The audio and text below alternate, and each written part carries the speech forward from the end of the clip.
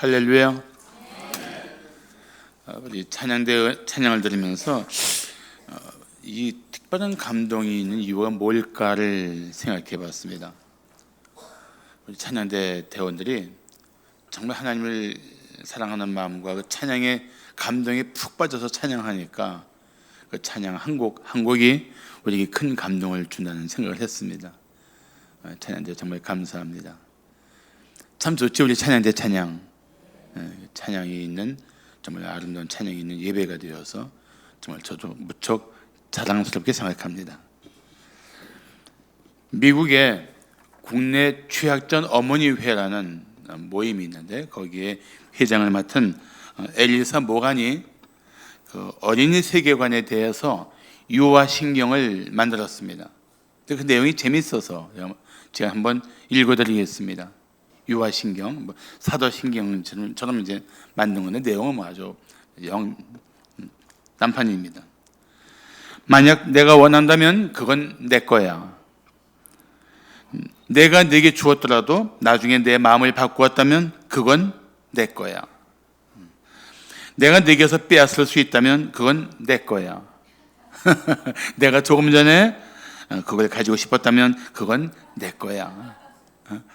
그게 내 거라면 다른 사람은 절대 가질 수 없어. 우리가 무엇을 함께 만들었다면 전부 내 거야. 만약 어떤 게 내 것처럼 보인다면 그건 내 거야. 유아들 아닙니까? 학교 입학하기 전에 어린아이들. 근데 이 아이들 마음속에도 본성적으로 강력한 탐욕이 있다는 겁니다. 그런데 이 탐욕을 가지고 또 우리를 유혹하기 위해서 늘 우리 삶의 현장에서 얼쩡거리는 존재가 있습니다. 마귀입니다. 더구나 우리는 너무 많은 유혹의 늪에 둘러싸여 있습니다. 한 걸음만 잘못 발을 디뎌도 빠질 수 있는 유혹의 늪이 사방에 깔려 있습니다. 그래서 우리의 일상은 날마다 죄와 유혹과 싸우며 살아가는 영적 전투의 현장이라고 말할 수 있습니다. 그런데 이런 유혹을 받을 때 우리 속에서 영적으로 분별할 이유가 있습니다. 그것은 마귀가 사람을 유혹하기 위해서 열심히 활동하고 있기 때문입니다. 유혹해서 죄에 빠지게 하는 것, 이게 마귀의 역할이거든요. 성경에는 마귀를 사탄이라고도 말합니다. 그렇게 말하는 이유는 이 사탄은 히브리어인데, 구약을 기록한 히브리어인데 대적하는 자라는 뜻입니다. 대적하는 자, 하나님을 대적하고 하나님을 믿는 성도를 대적하고 하나님을 따르는 세상을 대적하는 그런 대적하는 자입니다. 마귀는 한자 어인데 원래 성경 신약을 기록한 헬라어로는 디아볼로스라고 말합니다. 디아볼로스. 디아는 둘이란 뜻이고 볼로스는 그걸 나누기 위해서 던진다는 거예요. 디아볼로스. 결국 마귀가 하는 역할은 뭡니까? 거짓말과 속임수로 하나님과의 관계, 이웃과의 관계를 이간질해서 깨트리고 분열시키는 게 마귀의 역할입니다.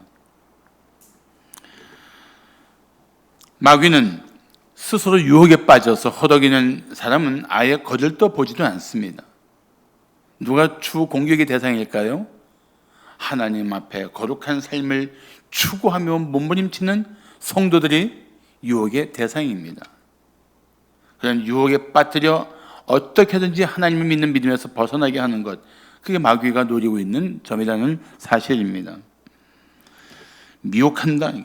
마귀는 미혹하는 일을 하고 있습니다. 미혹하다는 단어가 성경으로 보면은 미끼로 끼어들인다, 미끼로 덫을 놓는다, 이런 뜻입니다. 여러분, 중요한 것은 인류가 경험했던 가장 완벽한 삶의 자리가 에덴 동산 아닙니까? 에덴 동산 얼마나 완벽해요. 하와에게 뭐 시어머니가 있습니까? 뭐 어려운 일이 있겠어요. 가장 완벽한 이 삶의 현장인 에덴 동산에서도 아담과 하와는 마귀 유혹에 허무하게 무너져 내렸습니다. 그런데도 불구하고 예수님은 가장 최악의 상황에서, 가장 고통스러운 삶의 현장에서 오히려 마귀의 유혹을 이겨내십니다. 이것이 말해주는 메시지가 무엇입니까? 여러분, 상황과 조건이 나빠서 유혹에 빠지는 게 아니라는 겁니다. 상황과 조건이 나빠도 얼마든지 유혹을 이길 수 있는 힘이 우리들에게는 있다는 것입니다. 그래서 저는 우리 성도들이 이 순례의 여정을 살아가면서 때마다 부딪힐 수밖에 없는 이 유혹의 그 현장에서 유혹들을 넉넉히 이겨내며 승리하신 예수님의 이름으로 축복합니다. 자, 오늘 본문을 통해서 우리는 유혹을 이기는 길을 함께 나누고자 합니다. 유혹을 이기려면 어떻게 해야 할까요? 첫째, 수단과 방법을 가려서 하나님의 뜻을 따라야 합니다. 따라합시다. 수단과 방법을 가리며 삽시다.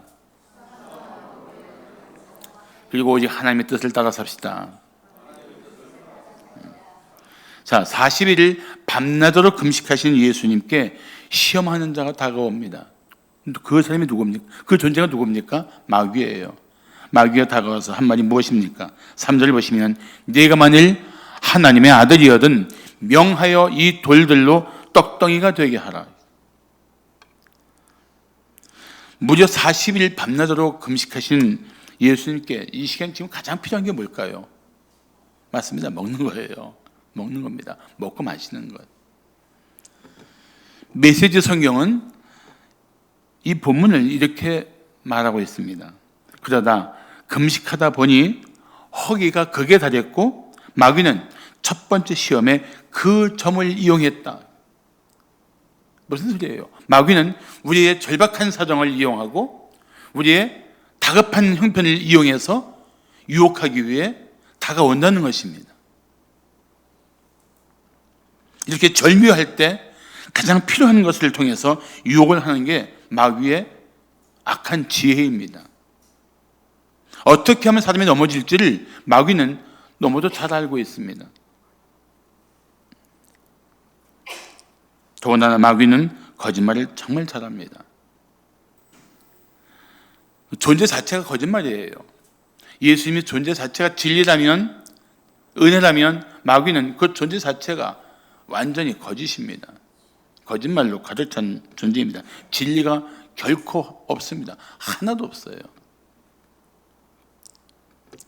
마귀는 예수님이 하나님의 아들이신 것을 알면서도 뭐라고 말합니까?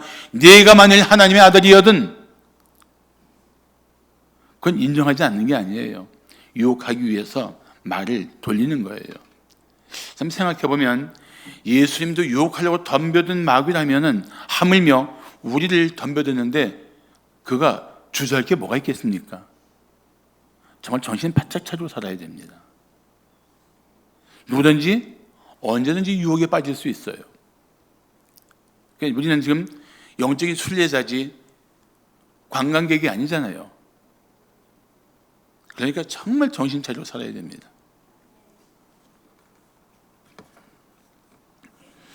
예수님이 하나님의 아들이라는 사실을 알면서도 네가 정말 하나님의 아들이면 내 능력을 보여봐.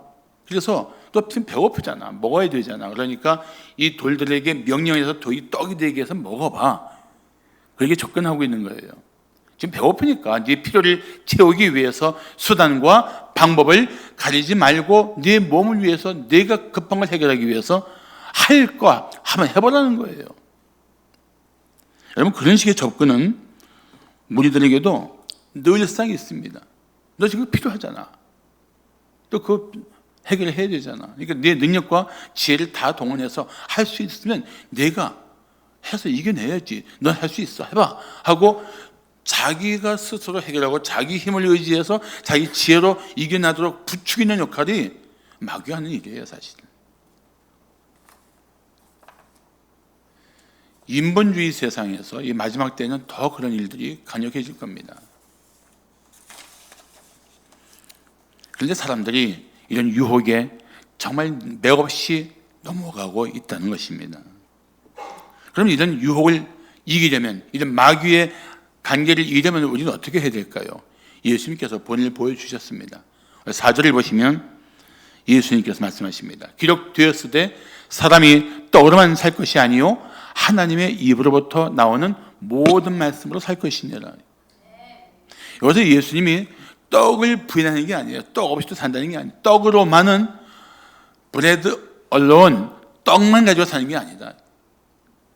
육체 만족과 육체 필요를 채우는 것만으로 생존이 가능한 게 아니다. 하나님과 관계 속에서 사는 것이다. 우리의 생명의 주권자이시며 우리 호흡을 날마다 가능하게 하시는 하나님 안에서 사는 것이지, 하나님 없이 세상에서 먹고 마시는 것만 가지고 해결할 수 있는 인생이 아니다. 그걸 말씀해 주고 계신 것입니다. 어느 목사가 이 본문 말씀을 설교를 했습니다. 사람이 떡으로만 살 게 아닙니다. 그랬더니 어느 소신자 할머니가 그렇게 궁시렁거렸습니다. 뭔 별 싱거운 소리 다 듣네. 어떻게 떡만 갖고 살아? 밥을 먹어야지. 그런 게 아닌 거예요. 육체 만족을 얻기 위해서 오직 거기에 몰두해서 그것이 전부인 양 살지 말라는 것입니다. 그런 상황에서조차 하나님의 말씀으로 어떻게 할지를 분별하고 판단하고 결정해야 되는 거예요. 그래야 유혹에 빠지지 않고, 그래야 죄와 타협하지 않고, 그래야 죄악된 세상에 휩쓸려 가지 않을 수가 있어요.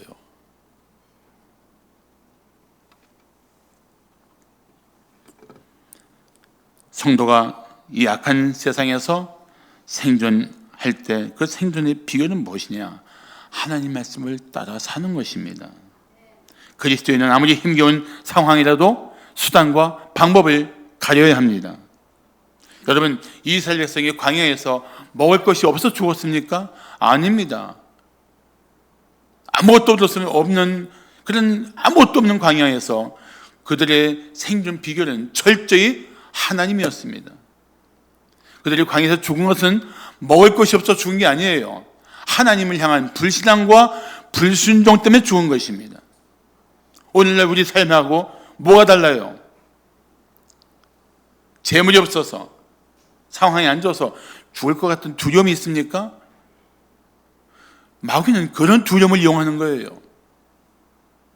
이렇게 하면 어떻게 살지? 내일에 대한 막막한 걱정이 있고 염려가 있습니까? 마귀는 그걸 이용하는 겁니다.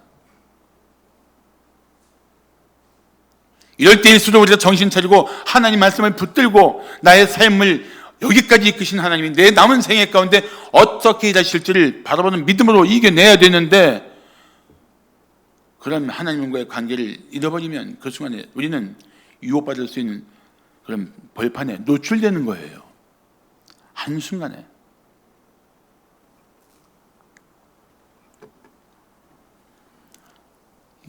또한 내가 잘나서 이만큼 살고 있어, 이 모든 것은 다 나의 능력으로 이룬 일이야, 뭐 이런 생각도 사실은 아주 위험한 생각입니다.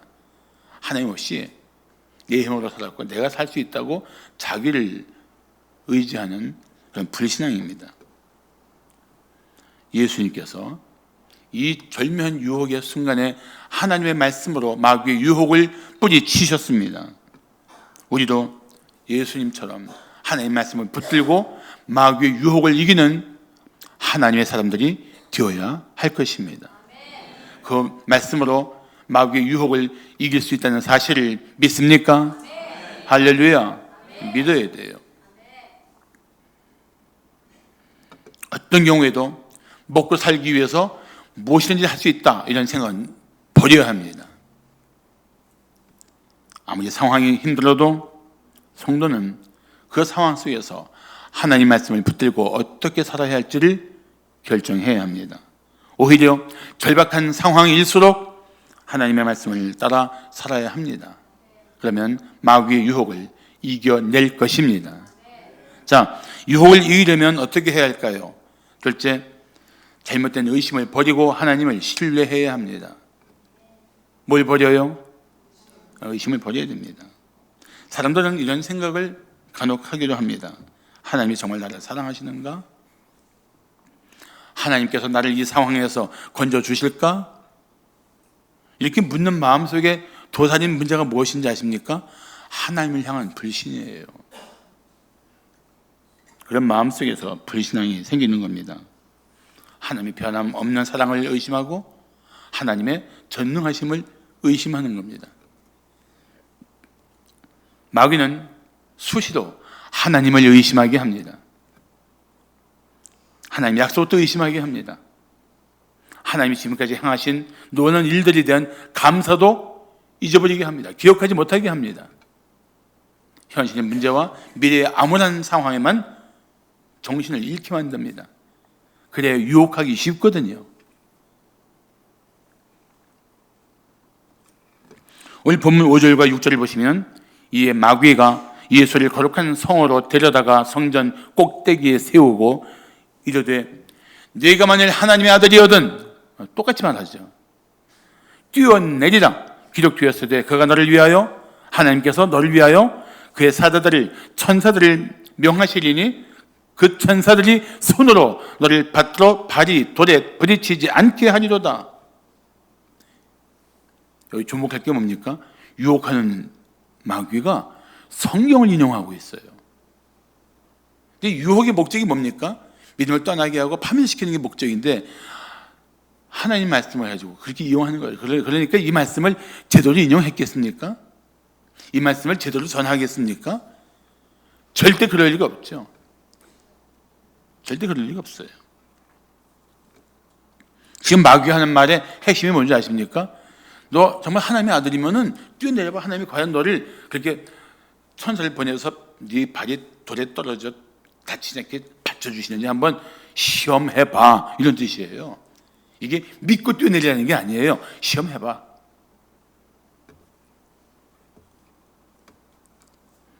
하나님 말씀을 바르게 깨닫고 하나님 말씀을 삶에 바르게 적용하는 일은 아주 중요합니다. 그렇지 않으면 하나님 말씀을 잘못 알고 잘못된 생활을 할 수가 있어요. 여러분, 그렇게 잘못된 성경 지식에 빠져서 미혹하는 자들이 된 게 누굽니까? 이단들이에요. 근데 이단들이 누구를 주 공격으로 삼습니까? 교회가 붙어있는 가정을 주 목표로 삼습니다. 왜요? 교회는 다닐 뿐이지 훈련받지 못한 사람들이 먹이인 거예요. 먹이. 만만한 거예요. 알긴 아는데 깊은 지대를 몰라. 성경 몇 가지만 자기네 마음대로 인용하면은 홀랑 넘어올 수 있는 사람들이야. 이런 생각을 하고 만만하게 본 거예요. 우리 정말 하나님 말씀을 제대로 배우고 제대로 깨우쳐서 그 말씀을 제대로 살아야 됩니다. 그렇지 않으면 넘어가기 아주 쉬워요. 예수님께서 그 마귀의 간약한 계략을 모르실까요? 하나님의 시험을 해봐 하니까 예수님께서 뭐라고 대답하십니까? 자, 7절 보십시오. 예수께서 이르시되 또 기록되었으되, 하나님 말씀을 계속 물리치시는 거예요. 주 너의 하나님을 시험하지 말라 하였느니라. 왜 이렇게 대답하셨어요? 지금 마귀가 시험하고 있었거든요. 그러니까 시험하지 말라는 거예요. 어떻게 우리가 나의 하나님을 시험할 수가 있겠느냐? 절대적인 믿음이 필요할 뿐이지 어떻게 하나님을 시험할 수 있느냐? 과연 하나님이 이렇게 하실까? 그렇게 하면 안 된다는 겁니다. 근데 이 예수님의 주 너의 하나님을 시험하지 말라는 말씀은 신명기 6장 16절 말씀을 인용한 겁니다. 신명기 6장 16절 보시면 이렇게 되어 있습니다. 너희가 마사에서 시험한 것 같이 너희 하나님 여호와를 시험하지 말라. 자, 그러면 한번 생각해 봅시다. 마사에서 무슨 일이 있었을까요? 마사라는 광야에서 이스라엘 백성들이 물이 없으니까 모세와 다퉜어요. 하나님을 원망했습니다. 그래서 이 무리바라는 광야는, 무리바라는 뜻이 다툼이라는 뜻이에요. 다툼. 백성이 모세와 다툰 거예요. 하나님에 대한 믿음을 잃어버리고 불평불만하니까 영적인 지도자와 싸우는 거예요. 그리고 이 이름을 또 마사라고 합니다. 마사. 마사는 히브리어인데 시험이라는 뜻이에요. 시험.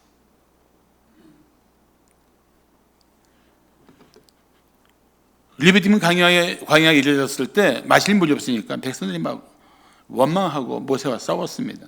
그때 모세가 이런 말을 합니다. 너희가 어찌하여 나와 다투느냐? 너희가 어찌하여 하나님을, 여호와를 시험하느냐? 너희를 먹이지 못하실 것 같은 하나님을 왜 시험하느냐? 너희를 돌보지 못할 하나님처럼 왜 시험하느냐? 너희를 큰 권능으로 구원하신 하나님을 잊었느냐? 왜 하나님이 시험하느냐? 말하고 있는 겁니다. 그래서 하나님이 모세에게 명령하셔서 반석을 깨뜨려서 물을 내게 하시는데 졸졸졸 나오는 물이 아니에요. 콸콸콸 쏟아져 나오는 물로 백성이 적어도 200만 명이 흡족하게 물을 마시고 동물들도 마음껏 마시게 합니다.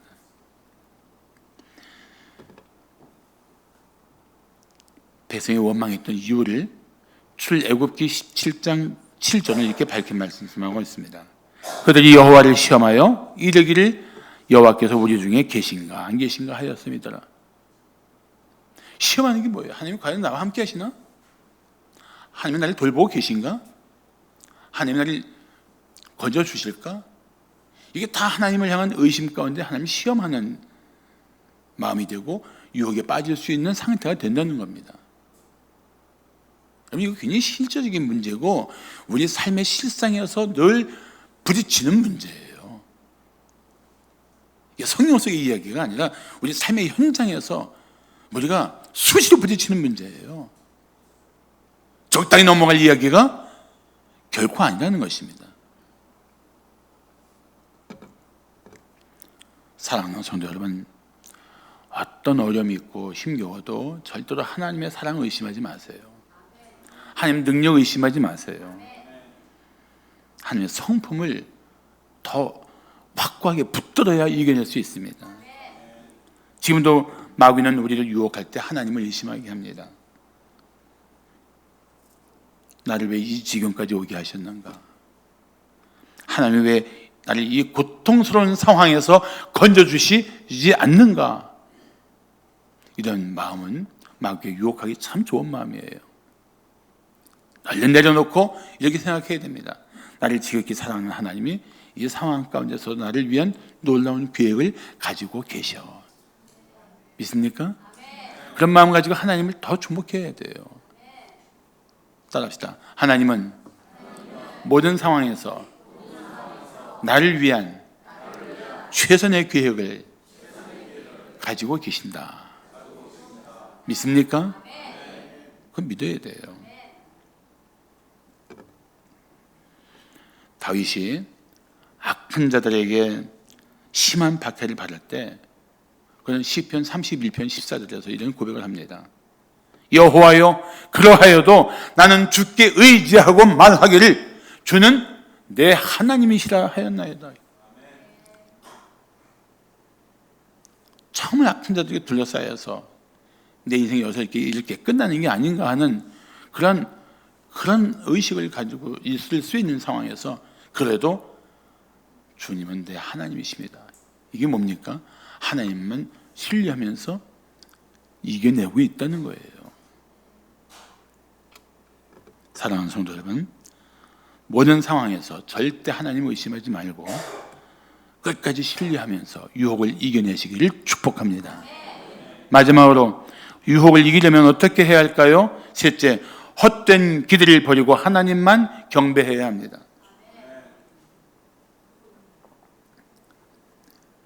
자, 세 번째 대지가 뭡니까? 다 같이 한번 읽겠습니다. 시작. 세상에 어떤 사람, 어떤 조건이 주는 기대감이 있더라도 그것 때문에 하나님을 떠나면 안 되고, 그럴수록 하나님만 경배하는 마음으로 나에게 모든 좋은 것을 주시는 하나님만 바라봐야 돼요. 요셉이 보디발의 집에 노예로 있을 때 그 주인 보디발의 아내가 집요하게 유혹합니다. 성경에 보면 매일같이 유혹해요. 그때 요셉의 나이가 20대 후반이니까 젊고 잘생겼으니까 노예 한 명 정도는 내 마음대로 할 수 있지 하는 오만한 마음 때문에 더 만만하게 보았을 겁니다. 근데 요셉이 이렇게 만만한 사람입니까? 물론 그 20대 후반에 혈기왕성한 청년이 일반적인 청년이었다면 그 요염한 여인의 유혹을 그 손길에 벗어나기 어려웠겠죠. 이 요셉은 달랐습니다. 또 온갖 가문이설로 유혹하지 않았겠습니까? 내 말만 들으면 너 행복하게 해줄게.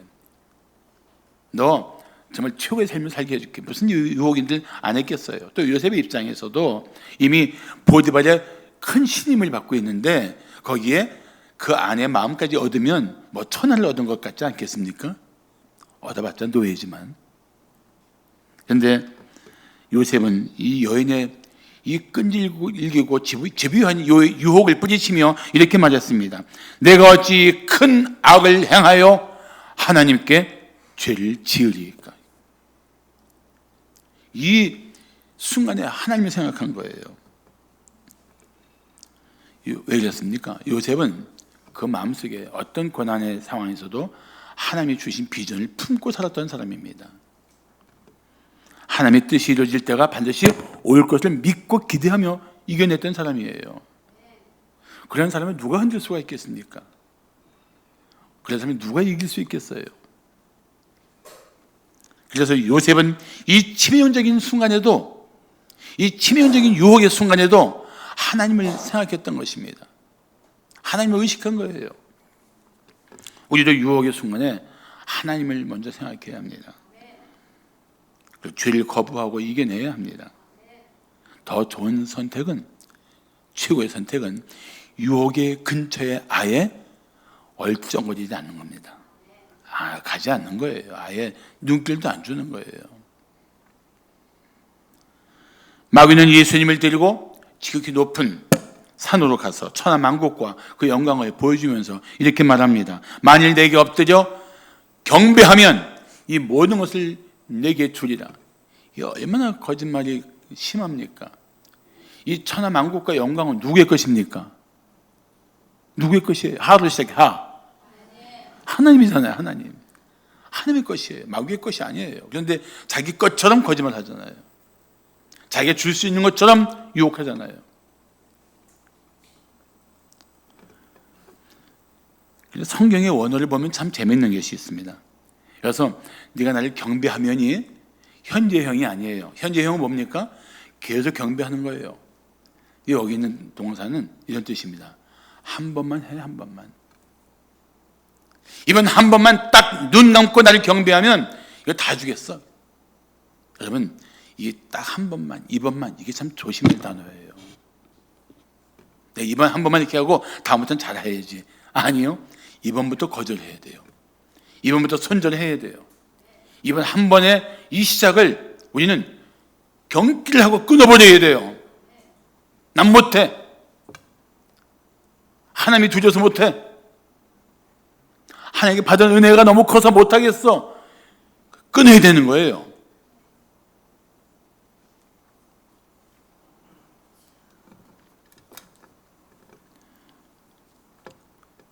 청교도 목사인 토마스 멘토는 이런 말을 했습니다. 당신이 사탄에게 조금이라도 굴복하면 당신은 점점 죄의 굴레 속으로 빠져들어갈 것이다. 그리고 양심의 모든 법칙은 은밀한 사탄의 유혹에 더 이상 견디지 못하고 박살이 나버릴 것이다. 강력한 경고예요. 처음부터 허용하지 말고 처음부터 끊어야지. 문 열어놓고 발 들여놓으면 그냥 그때부터는 감당하기 어렵습니다. 처음부터 끊어야 돼요. 단호하게 끊어야 돼요. 그러자 예수님께서 뭐라 말씀하십니까? 자, 10절 보십시오. 이에 예수께서 말씀하시되 사탄아 물러가라. 기록되었으되 주 너희 하나님께 경배하고 다만 그를 섬기라 하였느니라. 따라합시다. 사탄아 물러가라. 아예 속삭이면 안 돼요. 사탄아 물러가 줄래? 이런 식으로 하면 안 되잖아요. 선포예요. 선포. 나사렛 예수 이름으로 명하노니 강력하게 해야 돼요. 네, 그렇죠. 그렇게. 네. 그러면서 뭘 고백해야 돼요? 나는 오직 하나님만 경배하겠다. 하나님만 섬기겠다. 이 믿음의 결단을 가지고 맞서야 돼요. 그래야 이길 수 있어요. 그래야. 여러분 절대로 타협하거나 두려워하지 말고 혹시라도 뭔가 또 내가 혹해서 이 악한 세력이 주는 뭔가 세상에 유익을 얻을 수 있을까? 헛된 기대는 아예 하지 마십시오. 절대 얻을 것 없습니다. 그 대가는 고통스러운 파멸이 될 뿐입니다. 절대 경계해야 돼요. 그렇게 예수님께서 말씀하시자 마귀가 어떻게 했습니까? 11절 마지막 절, 이에 마귀는 예수를 떠나고 천사들이 나와서 수정드니라. 승리하셨잖아요. 예수님 어디서 최종 승리하셨어요? 십자가에서 죽음의 권세를 가진 사탄을 깨트리고 승리하셨잖아요. 그 승리하신 예수의 이름으로 승리하시기를 축복합니다. 미국 캔사스 시티에 있는 메트로 교회의 샘 스톰즈 목사가 하루는 먼 지역에 여행을 갔습니다. 호텔에 투숙했습니다. 스톰즈 목사는 방 열쇠를 건네받자마자 직원에게 이런 부탁을 했습니다. 내 방에 있는 모든 성인 채널을 끊어주십시오. 옆에서 이 모습을 지켜본 동행이 뭐 굳이 그렇게까지 할 필요가 있냐고, 텔레비 안 보면 되지 않냐고 그렇게 말했습니다. 그때 스톰즈 목사가 이렇게 말했습니다. 지금 나는 충분히 유혹을 이길 수 있다고 생각합니다. 하지만 방에 들어서면 생각이 달라질 수 있습니다. 혹은 우연히 텔레비전을 보다가 유혹에 넘어갈 수 있습니다. 15분 뒤에 나를 알 수 없으므로 곧 찾아올 유혹에 미리 아니오라고 대답한 것뿐입니다. 그렇습니다. 잠시 후에 어떤 유혹이 내 마음을 향해서 쏜살같이 달려들지 아무도 몰라요. 미리 차단하고 그런 유혹의 기 앞에 자신을 보호하면서 이겨내야 하는 것이 거룩한 삶을 추구하는 성도다운 결단이 될 것입니다. 자, 오늘 우리 예수님이 보여주신 본이 무엇입니까? 하나님의 말씀으로 마귀의 유혹을 이겨낸 것입니다. 그래서 요한일서 2장 14절 하반절 보시면 청년은 이 나이를 말하는 게 아니고 영적인 그 건강한 상태를 말합니다. 내가 너희에게 쓰는 것은 너희가 강하고 하나님의 말씀이 너희 안에 거하시며 너희가 흉악한 자 누굴까요? 마귀를 이겼습니다. 하나님의 말씀이 우리 안에 거할 때 마귀를 이길 수 있어요. 그러니까 더 여러분들이 교회 안에서 성경을 배우고 연구하고 묵상하고 그 말씀을 실천하면서 살아가는 일을 힘써야 합니다. 교회 안에서, 교회 중심으로. 요한일서 2장 16절 17절은 암송 구절인데 다 함께 봉독합니다. 시작. 이는 세상에 있는 모든 것이 육신의 정욕과 안목의 정욕과 이생의 자랑이니 다 아버지께로부터 온 것이 아니요 세상으로부터 온 것이라. 이 세상도 그 정욕도 지나가되 오직 하나님의 뜻을 행하는 자는 영원히 거하느니라. 아멘. 육신의 정욕, 안목의 정욕, 이생의 정욕, 세상에서부터 온 거예요. 그걸 가지고 마귀는 우리를 끊임없이 유혹하고 있습니다. 하나님의 뜻을 향하는 성도로서 우리는 이겨낼 수 있습니다. 그래야 하나님을 경배하는 성도답게 살 수 있어요. 그리고 강조하고 싶은 것 하나 더 있습니다. 기도예요. 예수님께서 제자들에게, 잠들었던 제자들에게 무슨 말씀하십니까? 시험에 들지 않게 깨어 기도하라. 쉬지 말고 기도하면서 유혹을 이겨내야 합니다. 사랑하는 성도 여러분, 우리 교우들이 밖에 나가서 살고 있는 이 삶의 현장은 마치 유혹의 치료의 밭 같습니다. 언제 잘못된 발 밑에 터질지 모르는 그런 위험이 항상 있어요. 그 현장으로 나가야 하고 거기서 살아야 하는 게 우리 성도들의 실제입니다. 그렇지만 하나님은 여러분 한 분 한 분을 지극히 사랑하셔서 여러분이 뜻을 정하고 주님을 의지하면 모든 유혹을 때마다 이기도록 도와주실 줄로 믿습니다. 기도하겠습니다.